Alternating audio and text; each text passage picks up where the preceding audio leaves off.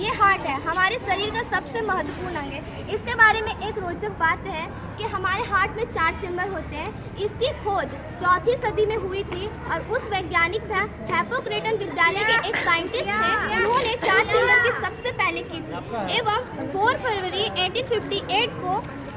Heart हमारा किस तरीके से काम करता है इसका मॉडल सबसे पहले रिकॉल्स नामक एक फॉरेन साइंटिस्ट थे। उन्होंने सबसे पहले हार्ट को डिस्क्राइब किया था। उन्होंने डिस्क्राइब किया कि हमारा जो मानव हार्ट होता है वो किस तरीके से काम करता है, क्योंकि हार्ट तो सभी के शरीर में है परंतु हार्ट के बारे में कोई जानते नहीं। सिर्फ जानते हैं कि ऑक्सीकृत ब्लड होता है, अनऑक्सीकृत ब्लड होता है, पर हमारे अंग का यानी कि हम जी रहे हैं तो वो हार्ट का योगदान है और उसी के बारे में हम नहीं जानेंगे वो इंसान की सबसे बड़ी मूर्खता होती है। अब हम जानते हैं कि हमारा हार्ट जो है वो किस तरीके से काम होता है। पहली बात, सबसे पहली जानकारी, ह्यूमन हार्ट होता है उसमें 4 चेंबर होते हैं और 4 चेंबर की खोज किसने की अब हम आपको बता चुके हैं। पूरे शरीर में अशुद्ध ब्लड जो होता है यानी कि उसमें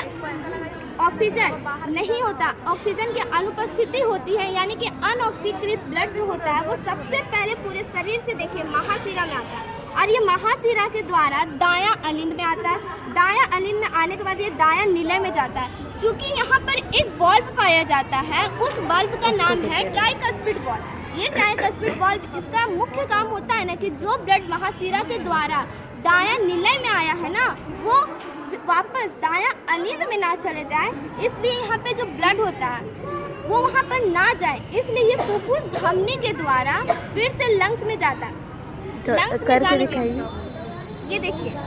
ब्लड आया और यहाँ पे ट्राइकस्पिड वाल्व है, यहाँ पर ये ट्राइकस्पिड वाल्व है, इसलिए ये ब्लड को वापस ऊपर नहीं जाने दिया, इसलिए फुफ्फुस धमनी के द्वारा देखिए एरो आया, फुफ्फुस धमनी के द्वारा ये आता है हमारे लंग्स में। लंग्स में कुपिकाएं होती है। कुपिका क्या करती है ना, डिफ्यूजन मेथड यानी कि विसरण प्रक्रिया द्वारा जो हम सांस लेते हैं वो तो ऑक्सीजन लेते हैं, तो वो ऑक्सीजन क्या होता है ना, ये जो छोटी छोटी जो कुपिकाएं हैं ना वहाँ पर आके वो एब्जॉर्ब हुआ रहता है और पूरे शरीर से जो कार्बन डाइऑक्साइड वाला ब्लड है ना वो चला जाता है यहाँ पर हमारे लंग्स में गया और यहाँ पर विसरण मेथड के द्वारा, क्योंकि हम जानते हैं उच्च दाब से निम्न दाब की और कोई भी चीज़ है जो गति करती है, हमारा ब्लड जो होता है कार्बन डाइऑक्साइड वो चूँकि भारी हो जाता है ऑक्सीजन की अपेक्षा, इसलिए क्या करता है हमारे शरीर से जो भी ऑक्सीकृत यानी कि अनऑक्सीकृत ब्लड है वो कार्बन डाइऑक्साइड के थ्रू हमारे शरीर से बाहर निकल जाता है और जो हम सांस लेते हैं उसमें चूँकि ऑक्सीजन होता है